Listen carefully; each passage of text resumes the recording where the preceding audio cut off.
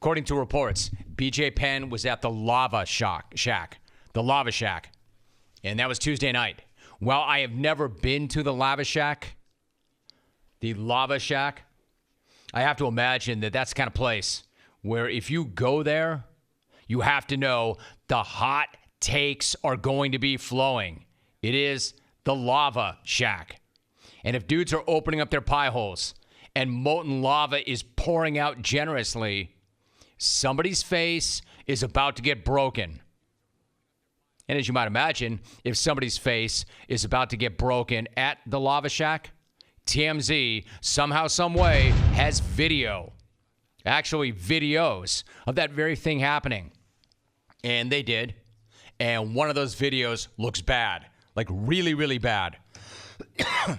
In one video, the one that TMZ says took place first, Penn is grappling, sort of, with this flabby, shirtless guy in camo shorts.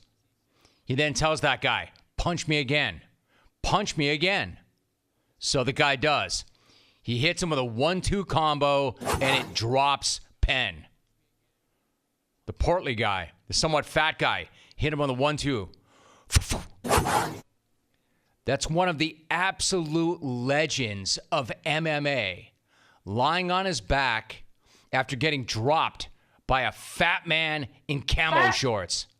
A fat man who landed a really good left hand.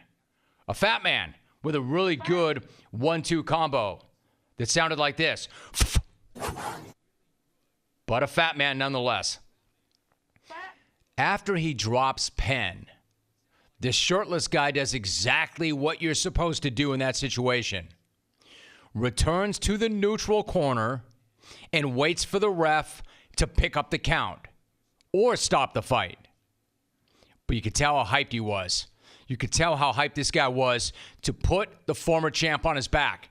The guy looked like he was about to start climbing up the side of the cage to celebrate or run up the ropes a la Sugar Ray Leonard after a big win.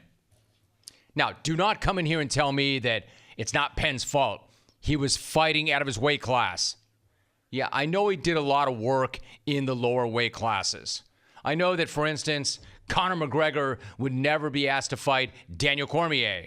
But it's neither here nor there. That's not the point at all. The point is, if you're a legend like BJ Penn, you cannot be out fighting randos in public. And you certainly can't tell them to punch you and then get knocked the hell out by them. Again, I don't know what happened. I don't know what led up to Penn being floored by a shirtless man. I don't know what led up to Penn taking a 1-2 combo. I don't know what happened. A rep for Penn released a statement which read, quote, upon meeting friends for a concert at the Lava Shack, words were exchanged between BJ and the acquaintance. From witness accounts, BJ tried multiple times to defuse the situation, but was hit repeatedly and knocked to the ground as seen on the video, end quote. I don't know. Like, what I saw in the video was Penn diffusing the situation by getting that guy's fist fused to his face. And it sounded like this. Nothing got diffused there. And his head nearly got detached. Now, I know that somebody allegedly close to Penn told TMZ that the guy had been egging Penn on all night. Quote, this guy is notorious for taunting BJ, end quote. Again, no excuse. You can't get hooked like that. If this guy really is, quote, notorious for taunting BJ, all the more reason to stay away or to not go out at all, because this is not the first time this summer that Penn has been involved in an incident at a club or a bar.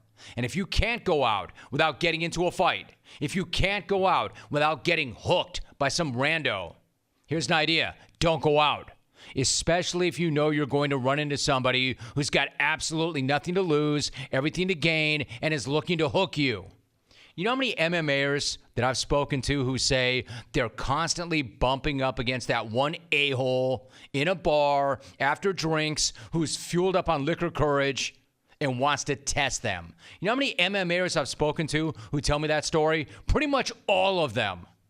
And if your response is, hey, Rome, what are we supposed to do? Just stay home? Never go out? Yes, that's exactly what you're supposed to do. Just stay home and never go out if you can't go out without getting hooked by some random. I mean, there are a ton of bad looks in that video. Being fat and shirtless in camo shorts, never a good look. But not nearly as bad as being dropped by a guy who's fat and shirtless and in camo shorts. And especially if you're a former champ. We're talking about a guy who beat Matt Serra, who beat Matt Hughes, who went up against GSP, and he's getting dropped by a chunky dude in camo shorts without a shirt. You know what's worse than fighting for no good reason and not getting paid for it? Fighting for no good reason, not getting paid for it, and getting knocked out and having somebody capture the whole thing on their phone. And while he clearly lost that fight, taking him to 8 straight losses, and yes, if BJ is going to continue to fight for the viewing public, I am going to continue to update his record. So that counts. That goes in as a loss.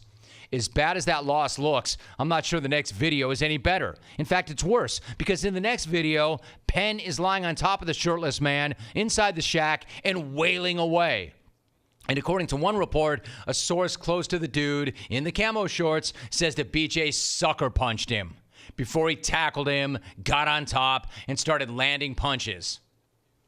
Again, this is a UFC Hall of Famer smashing some shirtless guy at a bar while patrons scream and inner circle sweat plays in the background. It's one hell of a scene and a horrible look for a legend in the cage. I mean, it's one thing to be breaking records for UFC lightweight title defenses in a cage. Quite another to be beating up on an out-of-shape dude at a bar while early 90s reggae fusion plays in the background. As always, with a situation like this, it's impossible to really know what's going on. We don't know what happened before the cameras were turned on, what happened between the first video and the second, but it's all terrible. I really don't know what did or did not happen that night at the Lava Shack, but I don't need to know what happened to know that that can't happen. You simply cannot be doing that. And as time has gone by, we've learned more about BJ Penn outside the cage, and what we've learned is not good. There was the alleged fight with a bouncer earlier this summer. There was the allegation that he threatened a farmer with a machete. A restraining order filed against him by his wife. Allegations of physical, sexual, and emotional abuse. He's lost 7 fights in a row, and that makes 8. My man, get some help. Get some help before it's too late. Get some help right now.